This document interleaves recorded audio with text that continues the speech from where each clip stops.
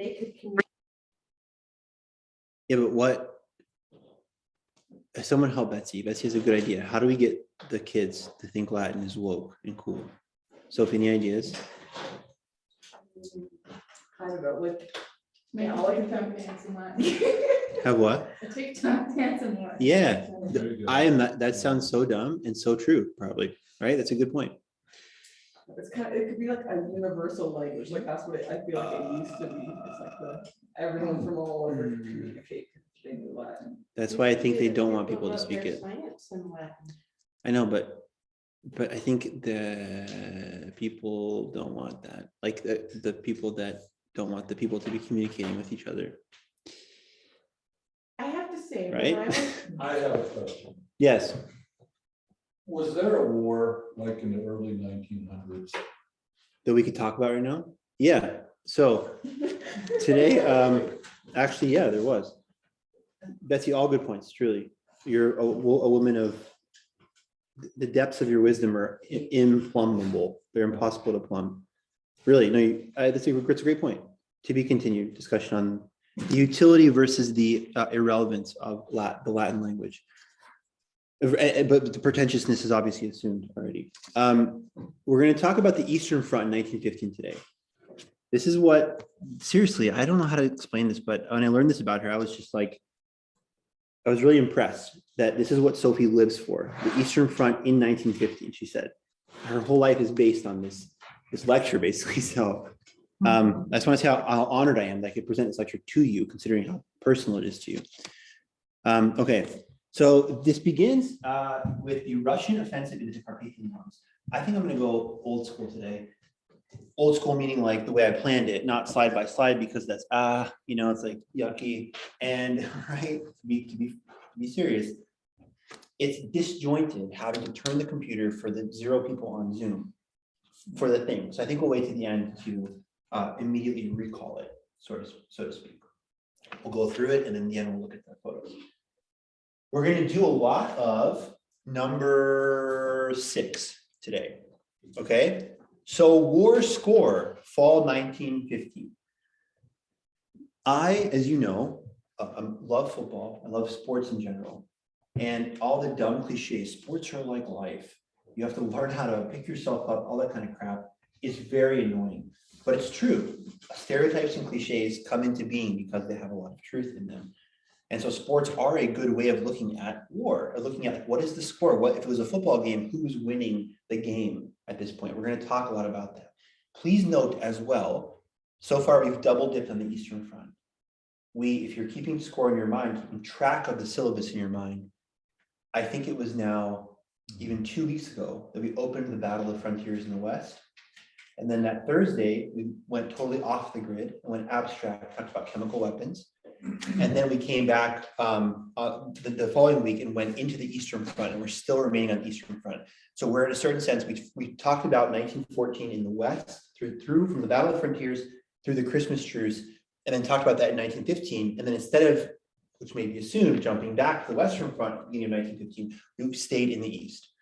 That's the first thing important today for geographically setting your mind in the right place. We are still in the Eastern Front, which I said comprises what modern day country in many ways. The Eastern Front, if you wanted to go toward these battles today, what country would you take a flight to?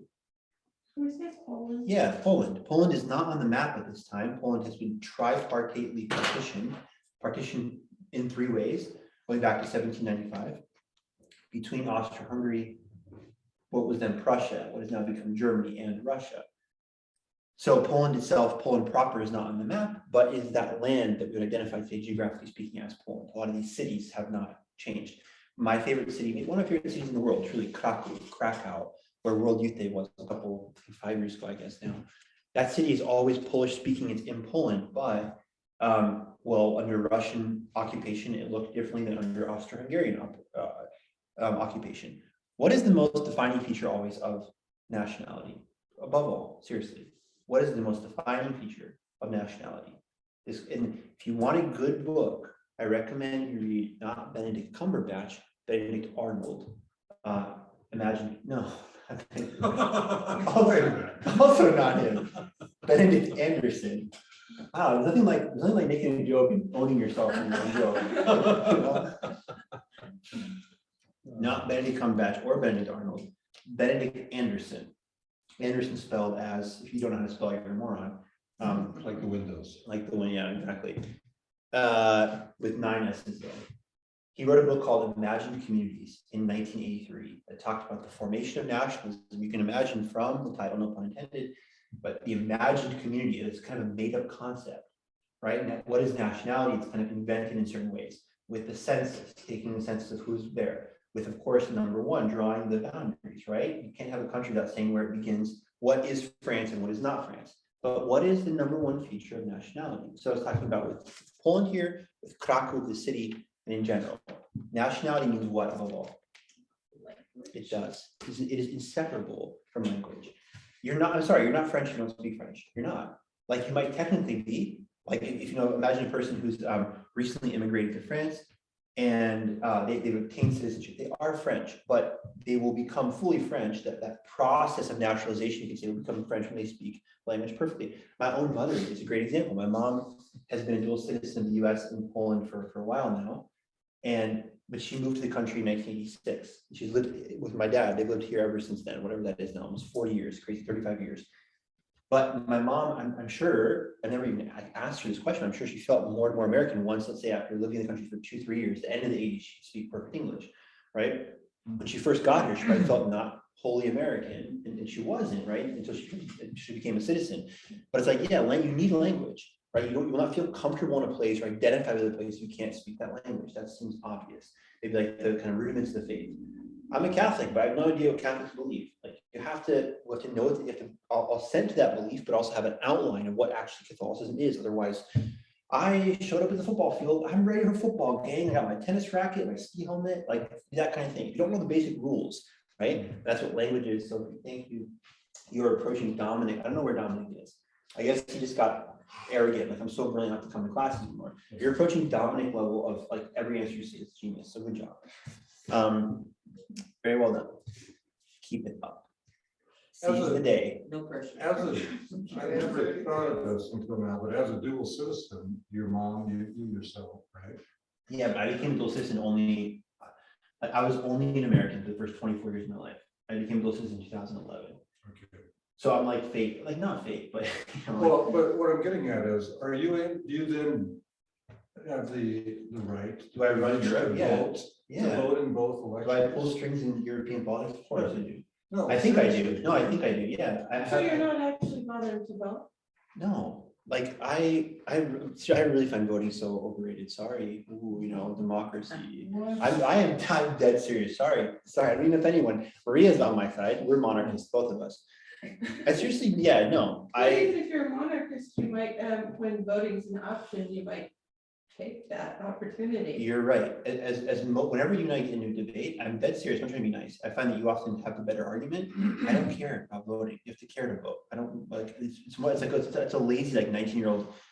So, yeah, mom, I'll come to the voting station with you. I'm done playing my video game. Oh, I'm just gonna stay here and keep it. Like I've never had interest to vote in Polish elections at all. I think I can. Like I said, I've been a citizen of Poland since 2011. And my passport expires this year, actually, interestingly, so I have to renew it. But I've never had it upward. But I'm just interested. Like when we were in Italy in 2019, Poland being a member of the EU, I had like prime status in all the EU countries. It's like, yeah, like I was like basically a French citizen, baller Dave. That's what I was interested in. You know, when I go to the Eiffel Tower, I pay the EU rate. Yeah. You know, yeah, that's what I'm all about. Not the stupid American double rate, you know? Show my Are you EU card. raising your children to speak Polish? Both of them speak it fluently. Well, my older one does, yeah. My older son Soren, who's 8, he speaks it perfectly and understands it perfectly. The younger one, Bjorn, understands it perfectly, but both of them complain. I don't want to do this, Dad. I hate this. I hate Polish, you know. But later on, though. Oh yeah, but no, yeah. We like, well, but it's actually like I think, you know, God be praised, thank God. But like it was not hard. Like I'd read them bedtime stories, and I try when it's just us, you know, like if Kate's at work, whatever, like I just speak Polish to them as best I can. I get lazy myself sometimes too. But like just to try to do it, and like that's it. Yeah, it's not like I don't find it like crazy, like ooh, that's so cool. Like I read them. I was reading them like John Paul's homilies when they're like little babies, like almost like the whatever passive So learning. they're familiar with But the just the sound. sound, yeah, it's like it works great. So yeah. Okay, I guess we have this war to talk about. There you go. You're on Dave Schmidt's team. Language is kind of a defining factor of a nationality, and that's interesting here in the Eastern Front that Poland, despite not existing on the map, is still Poland, still Polish cities, but they don't exist politically speaking. Russians have an offensive in the Carpathian Mountains. Why is this stupid? Someone help me out. What's the problem here?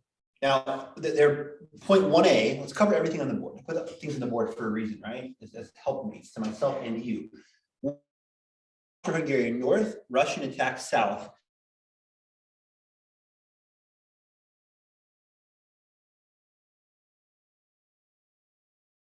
Declared war on Serbia 25 times. Conrad von Hotzendorf. He always wanted to attack. This is not surprising, right? Maria's like, I've heard this a million times. That's Conrad being Conrad, she says. And you're right. He always wants to attack. Okay. He's always looking for that great victory for the war heroism he's so desperately seeking. I'm not trying to be too hard on this guy. Maybe, like I hope you can pray for us. He's the same thing in heaven right now. I'm a great guy. I do kind of rip him all the time, but that's not, I don't mean that. I don't know enough to say it definitively, like, oh, he was this horrible general, whatever. He actually has some successes, but it's a mutual attack. That's fine. All right. They're going to crash headlong into each other. Okay. What is the problem here? Someone help me out. This is simple. I want to move on. I'm done with this. I'm already done. I want to move on to number 2. I'm already bored with the first one. Someone help me out. What is the problem? Read the date, read all this stuff. What is the problem here? It's winter. Yeah, you're doing an offensive that with improper gear. You don't have, there's not this Patagonia Arcturix, whatever the companies call it, kind of super insulated stuff. You're like wearing normal clothes into like deep, knee-deep snow. This is stupid. This is absolutely futile and dumb. And indeed, let me skip over here. Austro-Hungarian loss, there'll be a double loss. They lose this battle and the city of Przemysl. We talked about the siege of Przemysl. Remember we talked about the siege of Przemysl. We said how long it lasted. And I know the facial expressions are amazing. They say so much. You're searching your brain like, do I remember this? Remember, it was the long siege of the city when there was so much debauchery going on. Remember, it was the fortress in eastern Poland where the nurses, unfortunately, just basically were prostitutes, for lack of a better word, and the guys were horrible, typical soldiers, and there was so much venereal disease and just sewage in the city, and it was this idea of like total war. The whole population, it wasn't soldiers fighting a battle, but the whole fort kind of collapsed from within under the weight of its own iniquity in a certain sense, all the way around. War is already hell, as that cliche says. Now you add in every other kind of stuff. They're going to lose Przemysl, this important fortress city. And by they, who is they? I mean the Central Powers. I mean Austria-Hungary plus Germany, right? Please keep in mind, what is the score? Sophie, who's playing the game, right? I should know it's Vandals versus Cougars. If I don't know who the teams are even, that's really bad. I know all of you do. But just keep in mind the teams are always Austria-Hungary and Germany versus, for all intents and purposes, Russia, Britain, and France. The fact that Italy will switch over, I think we talk about Italy next class, I believe, for the first time. Italy will begin as a member, as an affiliated member of the Central Powers, the Axis powers. They will switch over, Axis is incorrect, an anachronism, of the Central Powers. They will switch over to the Allies. And then we'll talk a lot about America later in the class, but we don't get involved until 1917. So yeah, we're also part of Russia, France, and Britain of that team, but not for a while yet, okay? Basically just think it's a 5-team game. It's 2 versus 3. It's Austria-Hungary and Germany versus Russia, France, and Britain. So the Central Power, especially Austria-Hungary, will lose Przemysl, but it's a double loss because overall futility and the snow prevents a knockout attempt against Hungary. Who is trying to knock out Hungary? Who do you think? So again, this battle, number 1, you can score it. Double loss for Austria-Hungary / Germany. They lose Przemysl and they lose this. This is you could say a half successful offensive. But above all, it's World War I, futility, attrition. So a lot of people die, and over what? Who fails to knock out Hungary? What team is Hungary on? Someone help me out. This is kind of obvious, right? Austro-Hungary. Oh, okay. Russia wants to knock out Hungary and use Hungary as kind of a springboard to maybe threaten Vienna, to take over the agricultural production of Hungary. But because, as I think Sophie correctly mentioned, because we're freaking fighting in 3 feet of snow, it's just a lot of people die, and then we can't push it, we can't press our advantage. Shouldn't Russia know about this? We think of people like Germans or What do you French think? not What do you knowing think about it. vodka does to common sense? But just ponder that for a second. Do we want to have clear thinking or vodka? And you can't have them both. And It's too cold to do without the volume. that's right. Very well said. Right. So anyway, should they know about this? Yeah, I really think human beings often, it's just kind of a sad part of nature, like are not known often for trafficking and common sense. Right? Like we know what's best for us, we still don't do it. How many times, don't give me show of hands, but I have a rhetorical question. How many times have you said, I'm gonna start that diet, I'm gonna eat this way? Everyone knows healthy eating is. How many times do you not? Often. How many times you say, I'm gonna go to bed before 1 o'clock and it's 1:16. Ooh, well, look how the time goes, one more episode, right? We know what we're supposed to do, we don't do it. They probably know, they're like, doesn't matter, maybe the snow will melt, they can just go steal hungry real quick. Give it the old college try. In February, this is the most important part of this battle, of this offensive. The Russians captured the rail link of Mezolabroich on February 5th. Okay, February 5th. Birthday. It's your daughter's birthday. Happy birthday to her. February 5th is the only other date in the calendar, like February 29th. It only comes once every 4 years, so it's very good. Important fact to know. Here's the problem though, okay? In the army, okay, in the army that captures this,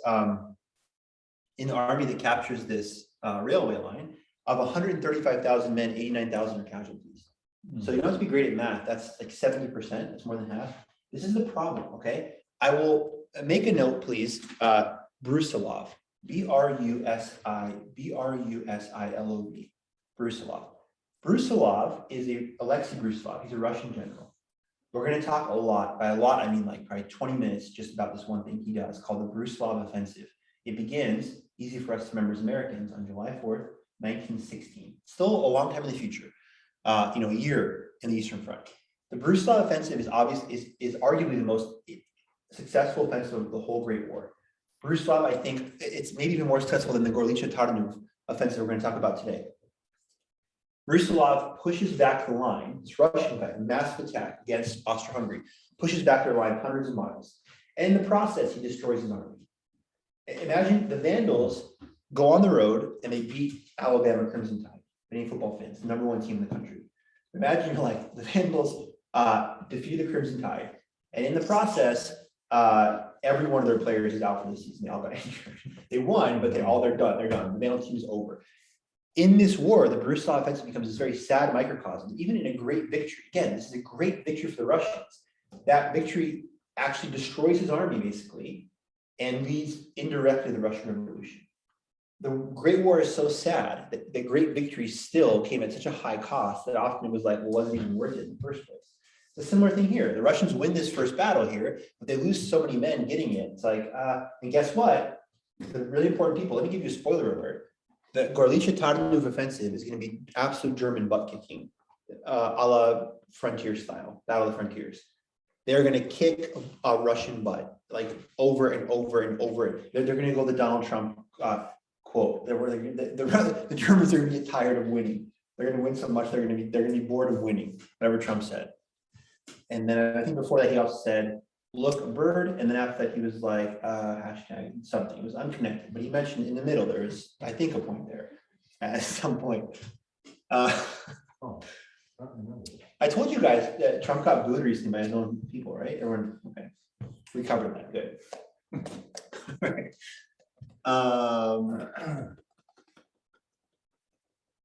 But I'm curious, just I don't care. in a big picture sort of way. You mentioned these offenses by these different generals. I guess I've always sort of assumed there's, well, like in World War II, you have Hitler. I don't know here who you have anymore, but that the initiatives are all, conceived and ordered by some top dog. Okay. Like Trump, like Biden, like Kind whoever, of. Kind of. But we have all these offensives named after Yes. individual generals. Well, but it depends. Okay, so like I don't have something on. It's a great point. Really, it's really good point. Because I don't know how true that is. You think technically who's the commander in chief? How often look at like Trump's relationship with his generals, right? Who's really in charge? And who, I mean, this has been in the news.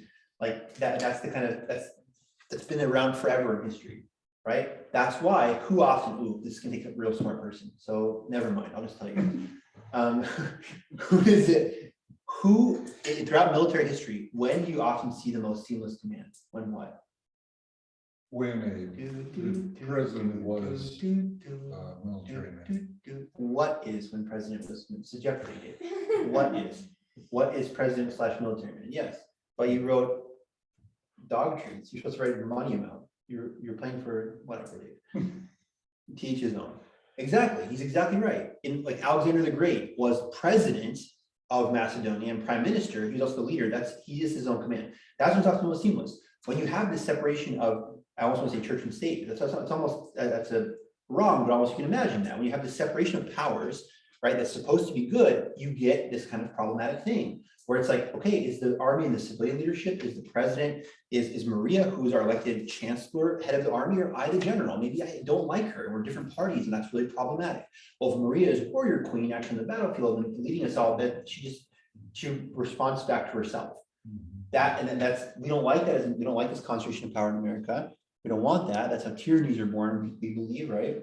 And dictatorships. But in terms of getting things done, that's often the most seamless thing. In the Great War, what's not on the board here is Russia, at one point, a fatal mistake will happen in March, or I believe it might be May, I think it's May 5th, 1915. During this Gallipoli offensive, Nicholas II comes to take personal command. Who's left in St. Petersburg? When Nicholas II, the Tsar of Russia, comes to take personal command of the army, and again, I love Nicholas. He was seriously a really good dude. I'm not being funny. I think he was a cool czar too in some ways, but apparently he wasn't very super adept as a military man, not a great military mind, a great tactician. That's problematic enough. And he's going to take personal control and okay, do you know what you're doing? But who's left back in St. Petersburg? I think we know. We'll talk about this later in class. Exactly. Yeah, Rasputin and his influence.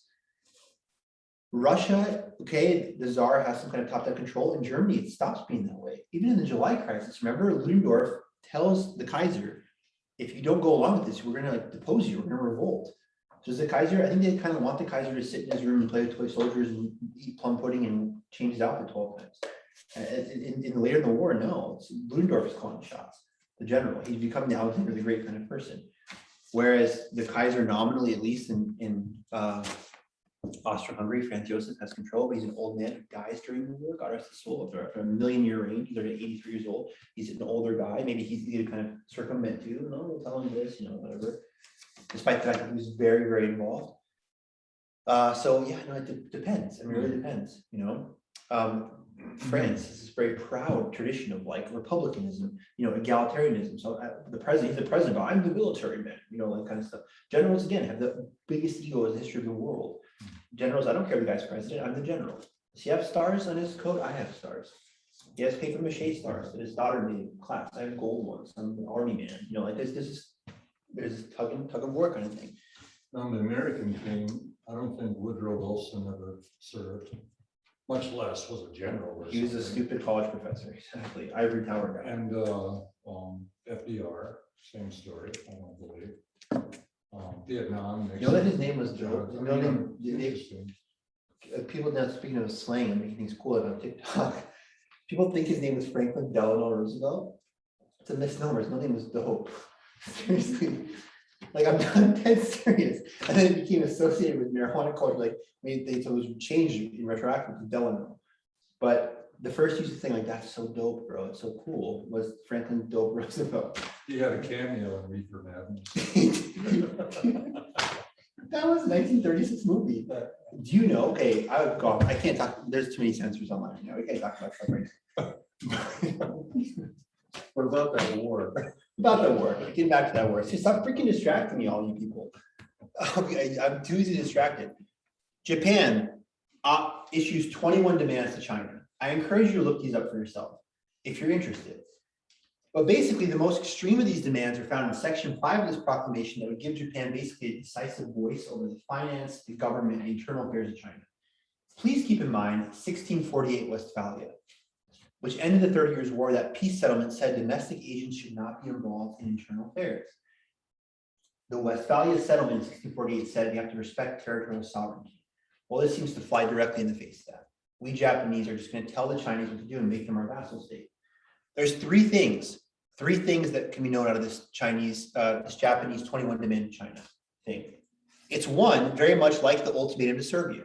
Remember the ultimatum to Serbia in the July crisis? We want to investigate personally what's going on. We want to be the head of the police. This is unacceptable. So that seems to be a theme. This is in this age of nationalism, we talk so much in the preamble lectures that we want to directly get involved in other people's affairs. Number two, it creates what always happens. Trish, I don't want you to do this. Trish, I forbid you. Trish, I forbid you. Maybe you're gonna want to do it more. Trish, I forbid you to play banjo in Main Street during the farmers market. And then pretty soon I'm gonna see Trish starting, a banjo group because I've cracked down on that. Of course. We have a rule for our kids, don't suggest bad things. And that don't say to other kids in the family, don't do this, because they never would have thought of doing this if you hadn't suggested it. I always have thought you were probably an amazing parent. This confirms it. But no, it's really true. I'm not being sarcastic. Exactly. They wouldn't have thought of that. Hey guys, make sure today you don't go and smoke weed. What's weed? Just don't even mention it. Exactly. They don't want to go, fight a Bolumposaurus. Well, now you want to know what a Bolumposaurus is, right? You didn't know about it before. I shouldn't even talk to you about it. Exactly. A Lumposaurus? No, a Bolumposaurus. Oh. Bolumposaurus are benign. Bolumposaurus, you're done. If you see one, just you'll die of fright. This would be a time to click on a photo, right? Bolumposaurus, and boom, someone's photo. Like roasted. Next slide. We Roasted. told our kids, don't be geniuses. To have the opposite effect. Another It genius. didn't work. It doesn't always work. They took it literally. Yeah, right. One time.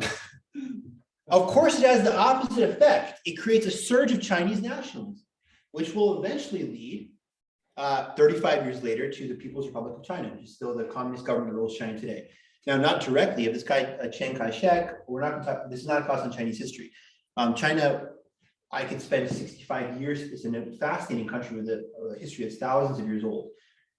But again, like I said, all apologies to the world, we're going to focus mainly in this class on America and Europe. But the third point is the most important point.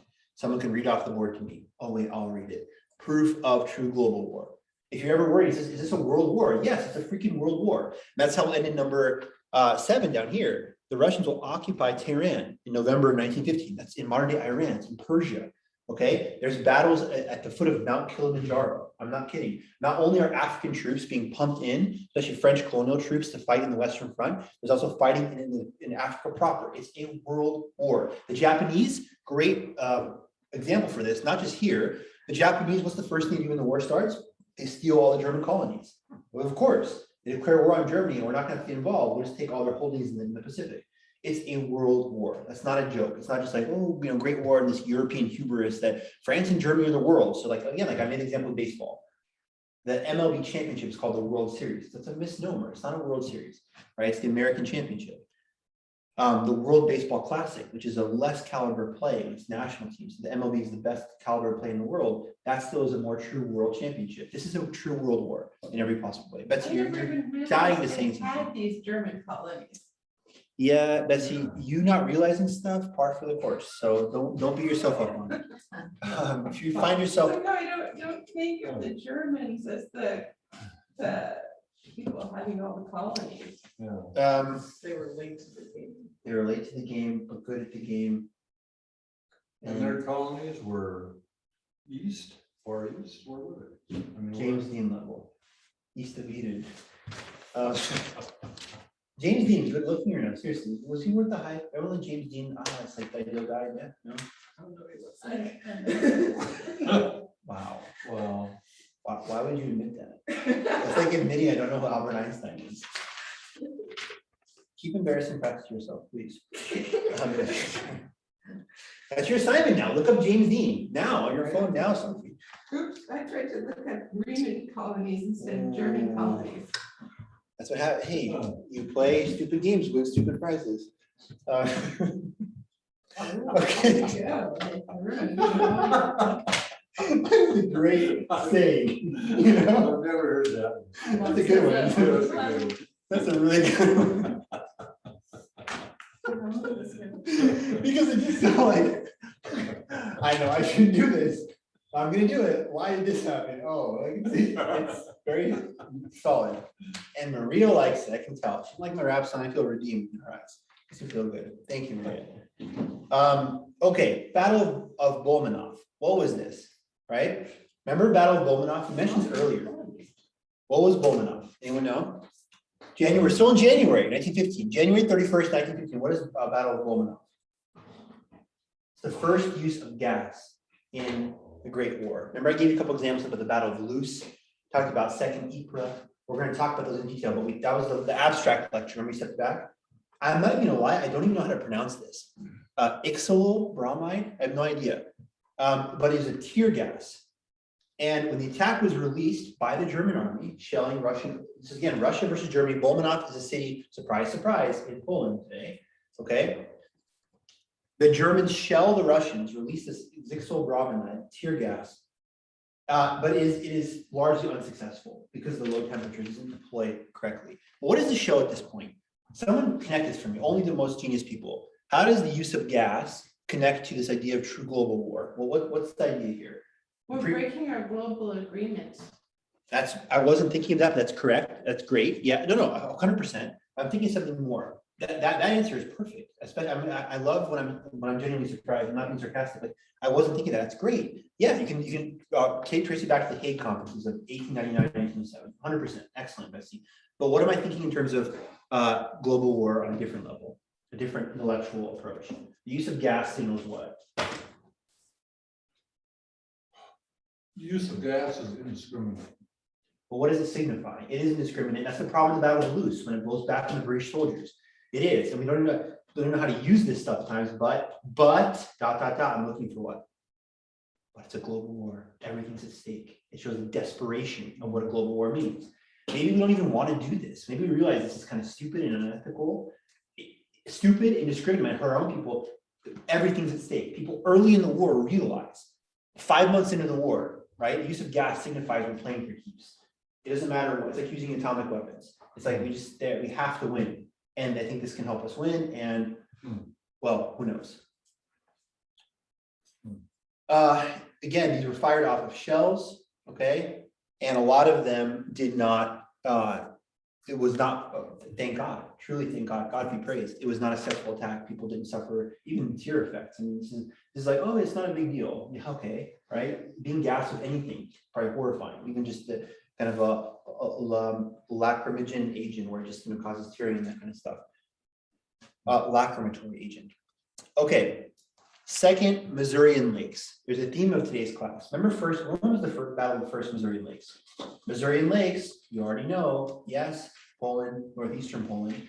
Okay, Missourian Lakes, I showed you some examples earlier of the beautiful kind of, it looks like Lake Coeur d'Alene, almost really, the beautiful inlet island archipelago. Is a great place to go and drink enormous amounts of beer in the summer. I'm talking about like literally like you're drinking a Coors Light, and at the same time you're asking people to pour beer on top of your head, funnel on top of your head. So just drips down your hair. To Poland to get a Coors Light. I don't drink Coors Light, period, Dave. Well, that's what you asked us to. Well, I mean, for you people, I'm not saying for me, Oh. I'm saying for you guys. You guys drink like Bud Light and Natty Light and stuff. Yeah. Dave, you look at the kind of guy that would design a beer you could buy a 70 pack for 10 cents. That's what, yeah, there you go. The future. Can you imagine 70 pack of beer, 70 cents, a penny for a beer? That'd be amazing. I call it a penny. What was the word? You can get more money out of recycling those cans than you pay for. Betsy, repeat after me. Climate change is a hoax. You don't need to recycle. But it pays. You get paid for your metal. Money is a hoax. Bitcoin, blockchain, internet. Again, most likely, if we're debating, you probably won again. I haven't beat you in a debate yet. I'm getting. Have you had a debate with me though? I think so. Speaking of, Thursdays are a great debate. You guys know that, right? Vandal ballroom, 7 or 7:30. I'm not sure what time. Different times. I'm just gonna show up at 3 o'clock in the morning. You camp out all night and be safe that way. I think he said, I know it's been waffling, but I thought it was 7:30 finally. now, because that's what he said. Yeah, maybe. Again, I have no clue. I think it's better people think 7:30 because then they're gonna come, look at this, check this out. That's how much I care about my notes. Look at that. That is, check that. You wouldn't have the guts to do that. I just did that. I have good copies theme now. I painted these walls and I see you always put your foot on. What's the deal with that? Yeah, I'm leaving some marks too, I'm sorry. I'm just, It's very disrespectful. I'm just like. I'm just pointing out facts. I'm just saying things are there. We should get little covers for him to wear for his shoes. We should. Like the pest patrol guys. Like what they make you wear in a Mormon temple before it's consecrated. Right. So back to the class.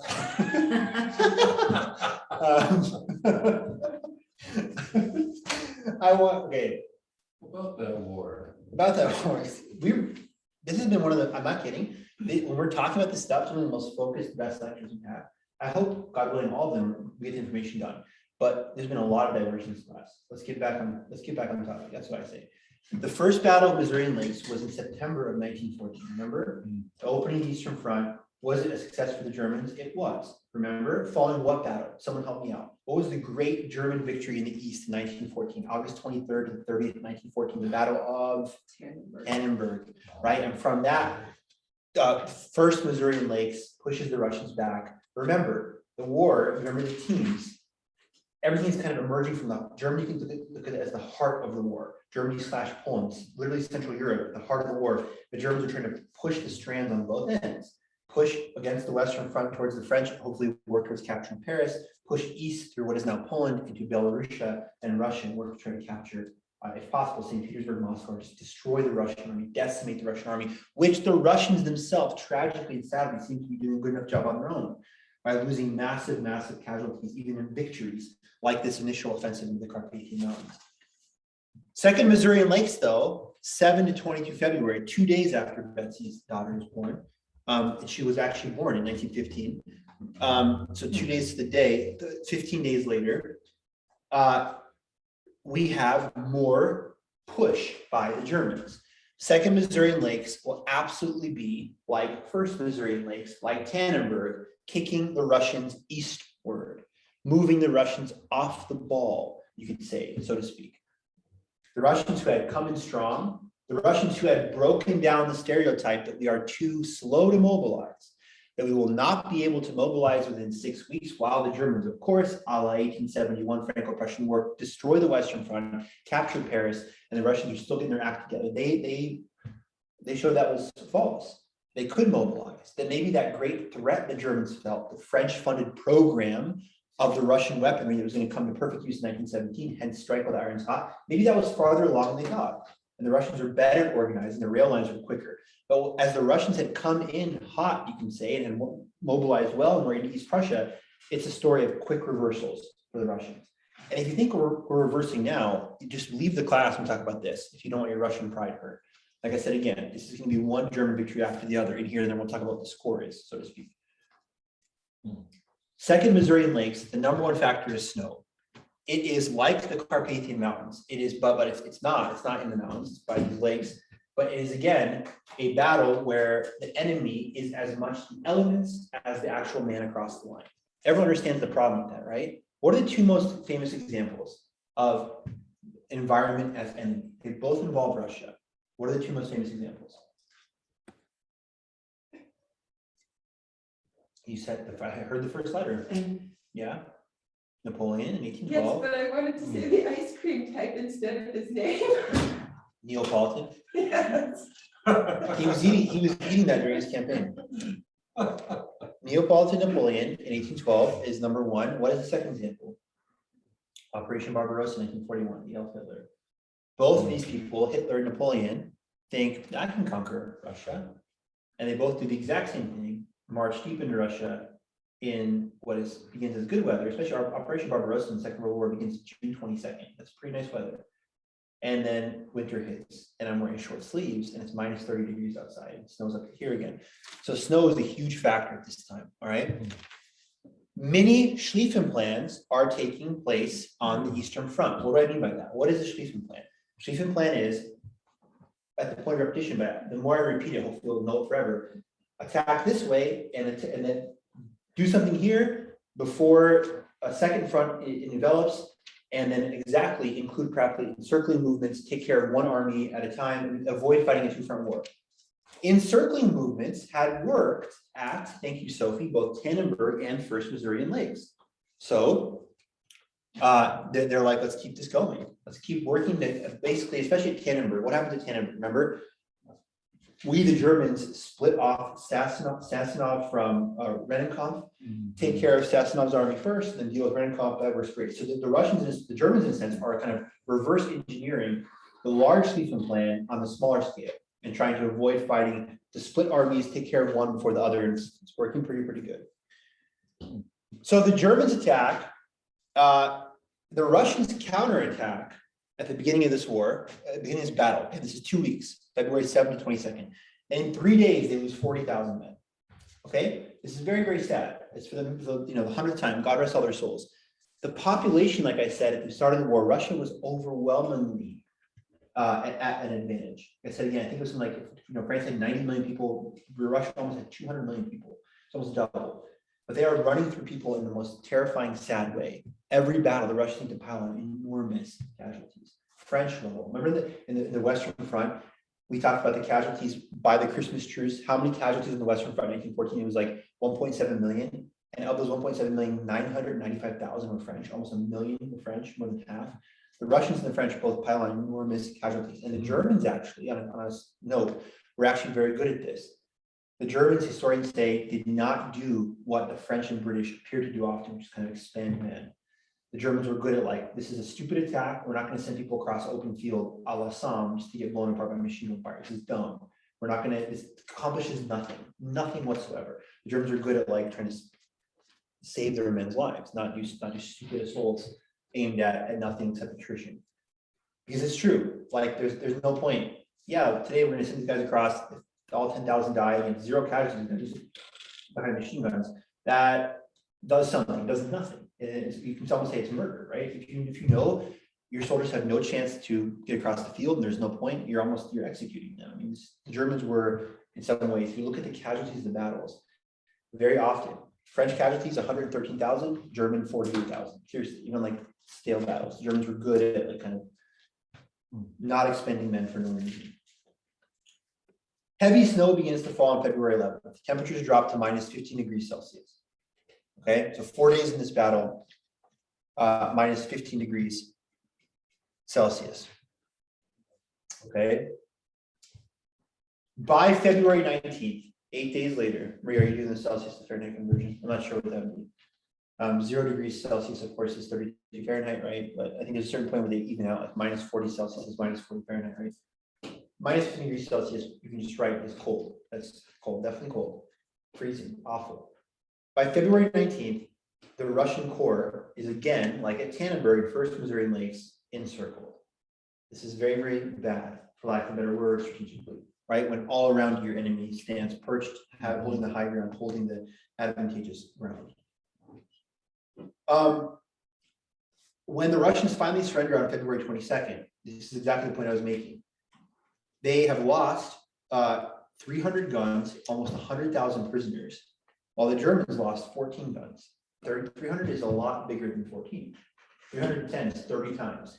So the Russians lost 300 guns. By guns, I mean big artillery pieces, not single loading muskets. Everyone understands it's like the big, artillery, the important guns.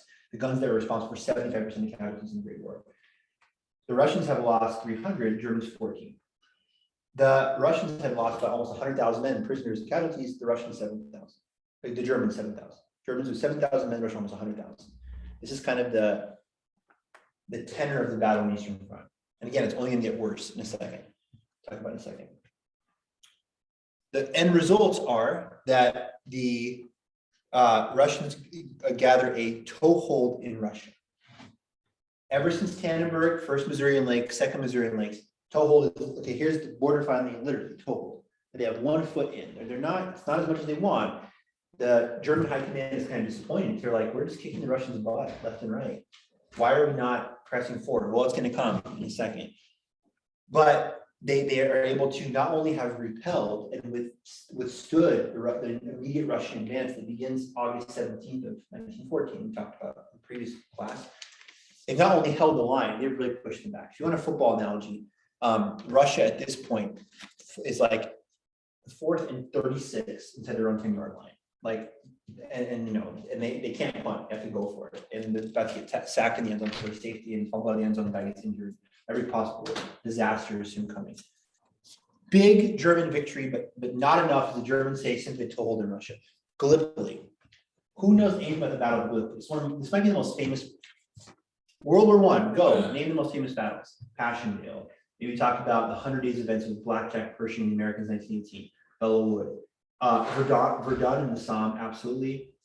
After those, Gallipoli. Gallipoli is definitely top 5 most important battles in World War I. What is Gallipoli? Anyone have any idea about the Battle of Gallipoli? Who's never heard of the Battle of Gallipoli? Wow, amazing. Wasn't that where the British had a stronghold?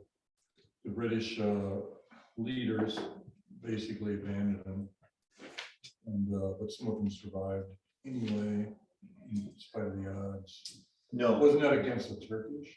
Yes, but okay. So I wouldn't say there's so much abandoned. It's just, well, to talk about why it becomes, again, and I'm sorry to always come back to the same thing, like it's kind of anticlimactic, but it becomes World War I again. It becomes an attrition, futile kind of thing.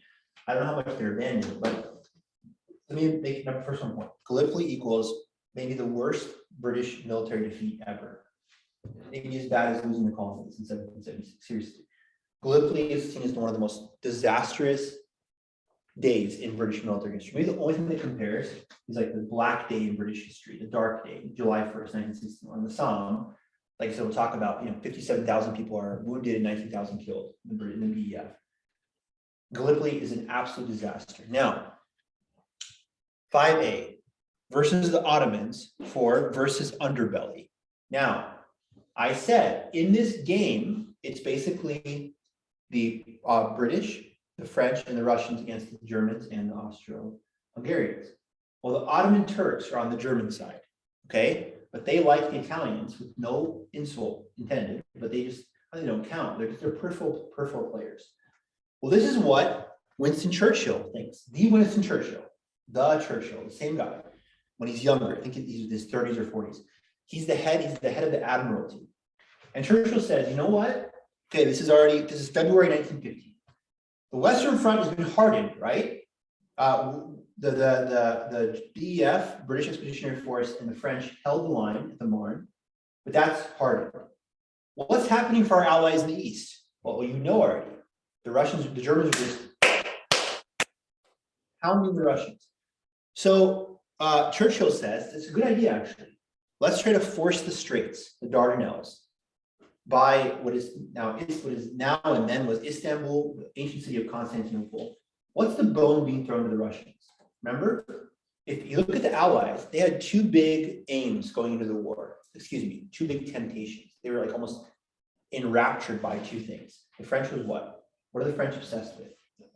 Alsace-Lorraine. The Russians are obsessed with Istanbul becoming Constantinople again, Byzantium. They want that. So Churchill's like, hey, guess what? Very secular from our end, the British. We just want to expose the underbelly. We think the Ottomans are soft. If we break through there, maybe that's the way we enter Europe from the south, so to speak, and we can attack eventually Germany, whatever. Kind of like in World War II. Operation Torch was Allied work in North Africa. Operation Husky is the invasion of Italy. Then you get to D-Day in 1944. You work through, maybe it's that kind of same idea. It's not working in the Western Front, not working in the East, try the South. We're going to force the Ottomans open, cut that underbelly open, and then we're going to be able to achieve our objectives. And guess what? The Russians will love this because we'll just, we don't care. I mean, I couldn't care less, Churchill might say. I don't care if it's Istanbul, whatever. If it's Istanbul or it's Constantinople, but the Russians will like this. They'll be on board with it. This is a good policy. So the British try to force the straits, 5C, in the early part of the battle. They show up, but what do they have to take care of first in the waters? What do you think? Anyone who knows anything about what might be in the water? By the way, Gallipoli is going to be, I'm going to show you, it's a beautiful kind of coastline. Here's all you have to know about Gallipoli. Water, there's going to be the beach, which turns to tragically a beach of death. This terrible just trenches on the sand, and a rocky cove, which the tourists can just go down to the beach. It's horrifying, right? It'll become World War I, as always, just trench warfare, but now on a beach in sandy conditions. And over the course of this battle, which is February to January of 16, almost a year, there'll be times when it's 190 degrees outside, I'm exaggerating, it's scorching summer heat, and then people die of frostbite as well in the winter. It's just horrible. Hell on earth on the beach, though. You thought the Western Front was bad? It's like a Western Front trench, but on, in salt water and thing. And to get into, even get close to Istanbul, Constantinople, we have to break through over the ledge where the Turkish defenses are. And spoiler alert, it just completely fails. They're never gonna get close. Again, this is the worst British defeat. This is like the most embarrassing moment of Churchill's career. I think he even resigns after this, and eventually will get reassigned somehow. But Gallipoli is synonymous with Russian failure, kind of like, I like Saigon, the fall of Saigon now. Or I mean, again, I'm not trying to get political, but whatever you think about the American exit in Afghanistan, just complete debacle level kind of thing. That's what this becomes for the British. Good idea becomes a debacle. Why? In these first 2 months, they have to sweep the water for mines. There's mines there. Well, as they're sweeping the water for mines, a couple ships hit mines and blow up. And the British decide, I know it would be a good time to strike now. The Turks aren't ready, but I don't want to lose our ships.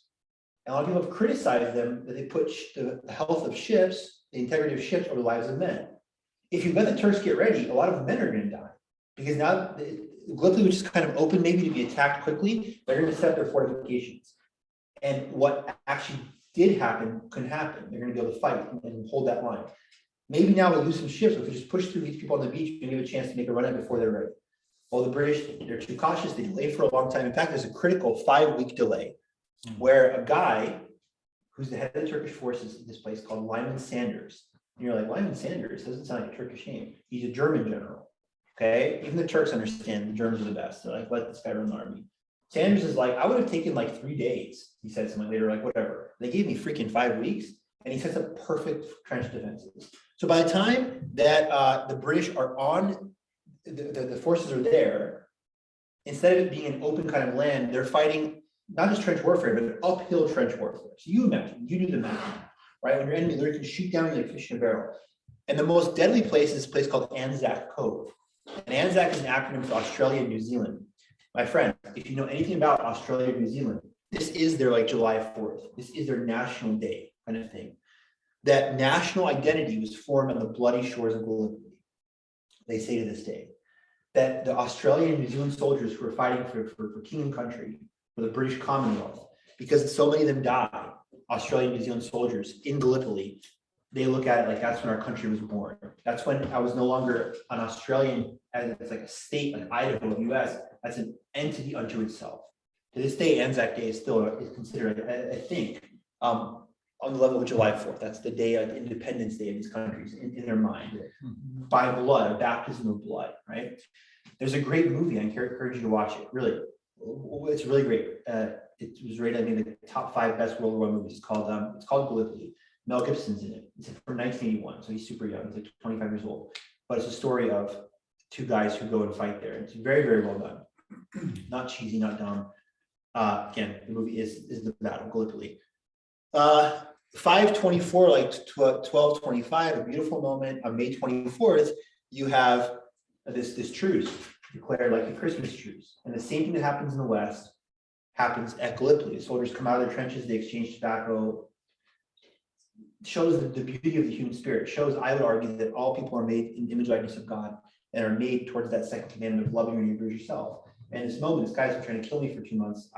We're brothers. Well, that unfortunately goes away pretty fast. And you just have this horrible new trench unto attrition for the next 8 months, where you're right. At some point, the British just abandoned. They quit. I don't know the details specifically enough to know like when do they leave them on too long past a certain get out point, but it's futile. The British have to, or in January of 16, leave with their heads down, their tail between their legs. Epic failure. Very sad day. On the Turkish side, you know who Ataturk was? Kemal Mustafa. He's the founder of modern Turkey. When Ottoman Turkey falls apart, he creates modern secular Turkey. He's a war hero. It's like Washington crossing Delaware. The Turks. At one point, the Turks are holding the line, and Kemal Mustafa says famously, I order you to fight. I order you to go ahead. And they're like, we're all going to die. And he's like, exactly. I don't order you to fight, I order you to die. We die for our country here. He survives the war, obviously becomes our first president. But it's great. It's the same thing with Chinese nationalism, 21 points, Turkish nationalism, post-Ottoman Turkish nationalism is kind of born at Gallipoli as well. And the Turks show they're not a joke fighting force. You can take like your colonial racism, whatever, like, oh, the British are just the best, and shove it. Like they kick the British butt, period, for lack of a better word. Gorlice Tarnov. Okay, we're doing great with time. This is, look what I have right here, right? Begins May 1st to the late fall of 1915. I had the most successful anything to date in war, right? Okay, and I'm going to have here talk about pushing a front. Eastern Front version of August 14 Battle of the Frontiers, Belgium. So maybe you're going to see where I'm getting the score. The same success, Schlieffen Plan, avoid two fronts that the Germans had pushing the Western Front, right? All that land they conquered in Belgium before they don't get to Paris, but the line hardens, but they conquered hundreds of miles. That's what they're going to do here in the East, all right? The Gorlice Tarnov offensive. Gorlice Tarnov is 50 miles south of Krakow in the south of Poland. And they're just going to push. What they do is they have a very, Germans, again, these are stereotypes like BMW, but it's true. They're master engineers. If it's not broke, don't fix it. They use their artillery to blow the Russians to smithereens.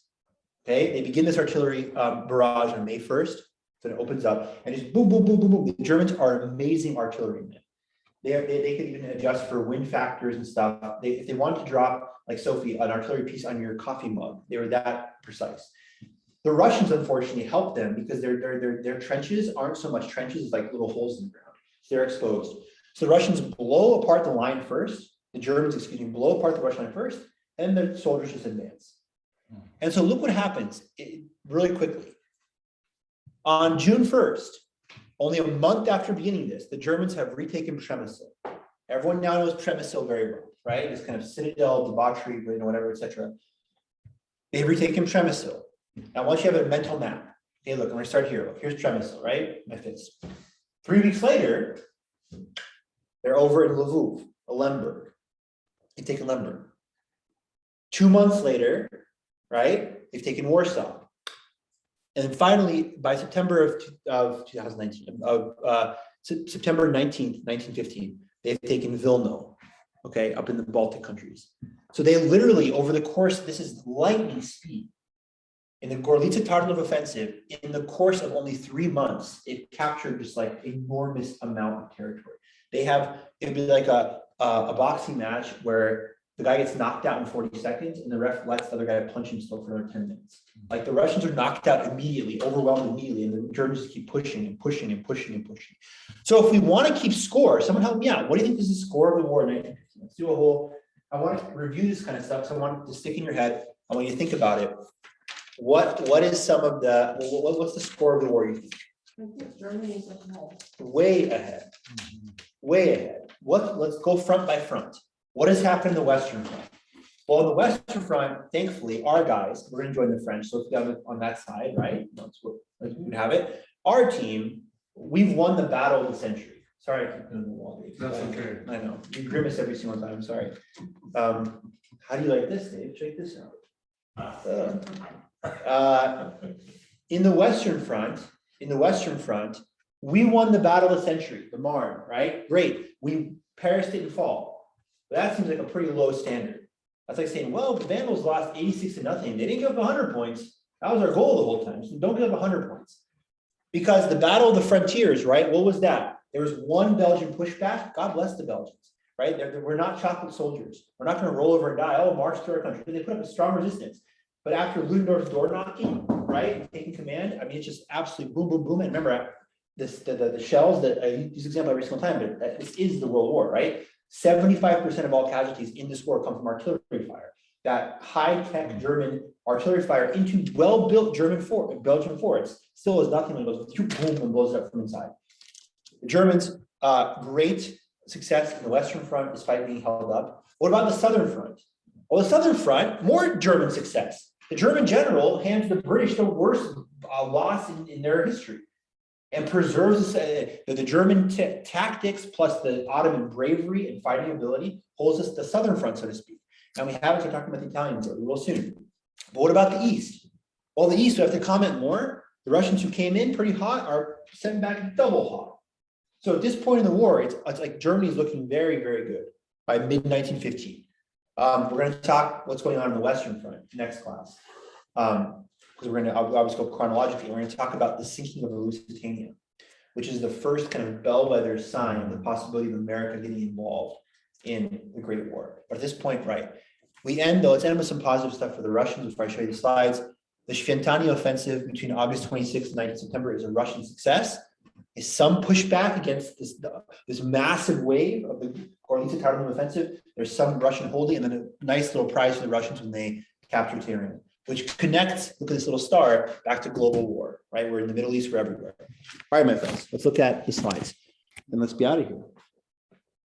This class was efficient. This class was a German class.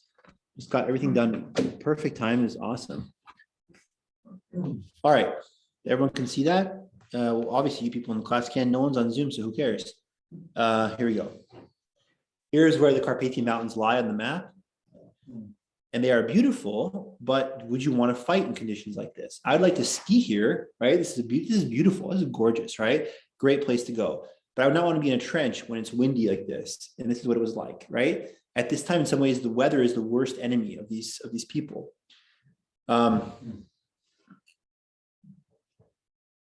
Again, this does not look like good fighting conditions, right? So no matter how successful the Russians might be, it's a stupid campaign, perhaps, because you lose 70% of your men and a lot of it to frostbite, exposure, etc. And here, this is a terrible picture in terms of it's extremely pixelated. But look, is that a nice trench? You know, when I'm not worried about getting shot or getting blown up, my head blown up by artillery, I go sit down in that minus 15 degrees Celsius. This is horrifying, right? Here's Bolmanov. Gas masks, even the animals will have gas masks. Those are creepy, right? Mhm. If someone knocked at your door and was wearing that, you'd be like, that's creepy, right? And their dog is. And their dog is too, yeah. Missourian Lakes are at the, as you can see where it says, but if you can't see, so many of these battles are being fought, and the Gorlice-Tarnów offensive is just that. So I'd love to have these like naps up while you're talking over there. Can't get what you Point want. with your long pointer. But if you try sometime, you get what you need, Betsy. I did look at one. I keep looking at maps on my phone, but you're very little compared to yourself. If you demand maps for next class, I will provide. I will acquiesce. Regarding that map, the Missourian Lakes, I just learned, are only 14 hours from St. Petersburg. So You're getting pretty close. You're getting pretty close. dangerous. Yeah, sure. And Moscow is about the same. 14 hours of what? Of driving today, in Today's driving. today's Well, I mean, that's still a week for an army, maybe, yeah, Yeah. not unimpeded a week I if they're mean, well maybe supplied. your trains are pretty fast, but not as fast. Sure, Yeah. but nonetheless. This is the surrender of the Russians at Missourian Lakes. They're in snow the whole time. I mean, these are pretty, like, these are not good fighting conditions. Right? If you were at a family cabin, if you're not doing snowshoeing and sledding, you come out and like, oh, cool, let's get hot chocolate, right? You know, like, and And it's they just, use those helmets to do the marshmallows. I don't know if that's. you can really just pop one on top, yeah. And then it's enough distance where you can put your head in the fire. Warm up. Yeah, exactly. Okay, so where Gallipoli is, you see, the Ottoman Empire. So see what I'm saying? Like, right, your Western front's in France, east there. Let's try this out. This is a decent idea by the British. It's just epic fail. And again, God rest all those people's souls who died. Where was, I didn't see the. Right there, the Dardanelles and the Straits. See, I figured that out by looking at this map and reading a little description while you were talking. Nice, good for you. Look how far Gallipoli is to Istanbul. That's the goal. That's the bone we're throwing to the Russians, right? We'll kick the Ottomans' butt, obviously, and then we'll open a new front, drain resources, and we will eventually give you guys Istanbul, make it Byzantium again. Here's a picture of Gallipoli. This looks a lot like this. What is this? Yeah, Gallipoli is D-Day, you can say. Gallipoli is the same exact idea. This kind of invasion from sea. Technology is different result. D-Day, thankfully, is a amazing Allied victory. Americans playing starring role. Here the attackers fail, but it's the same thing, right? This is what the shores of Gallipoli look like. So imagine, just put yourself again, maybe this photo here. Put yourself on the beach. Look how much room you have, and your enemy's on top of the hill, firing downward on you. Is this a smart tactical move, you think? Maybe they shouldn't wait it so long because I mean, tell me exactly how you take this territory.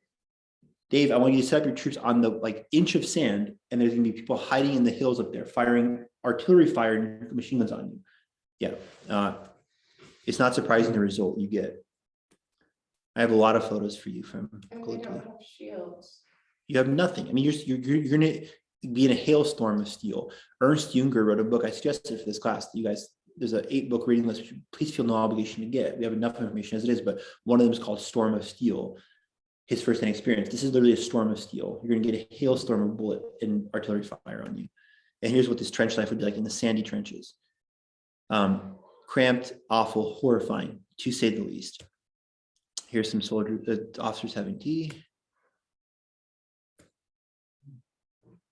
But the human spirit perdures playing cricket on the side, right? Like soccer, just like in both the Christmas truce and here you have the moments of exchanging tobacco and pleasantries, you have time hopefully to get some exercise, take your mind off something, right?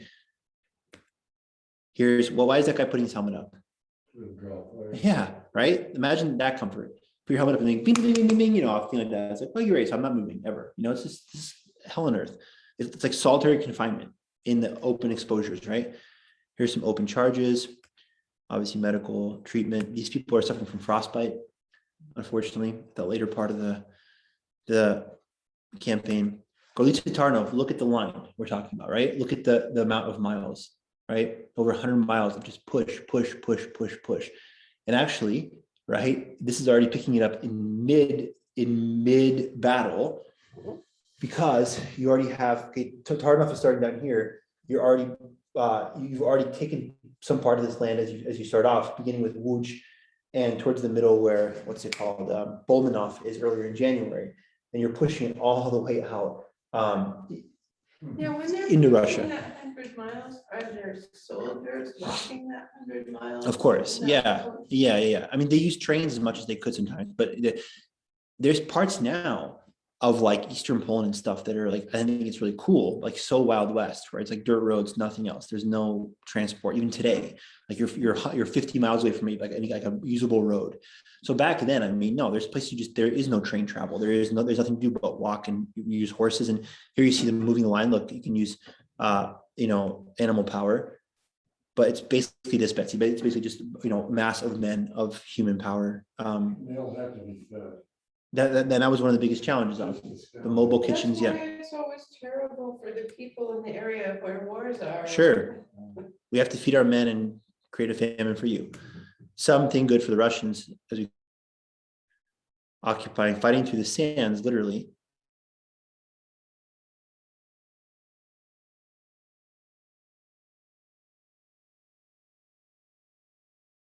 On the serious note, I will see you all on Thursday. Have a beautiful day. My connection's unstable. Well, it's about to be disconnected. Goodbye.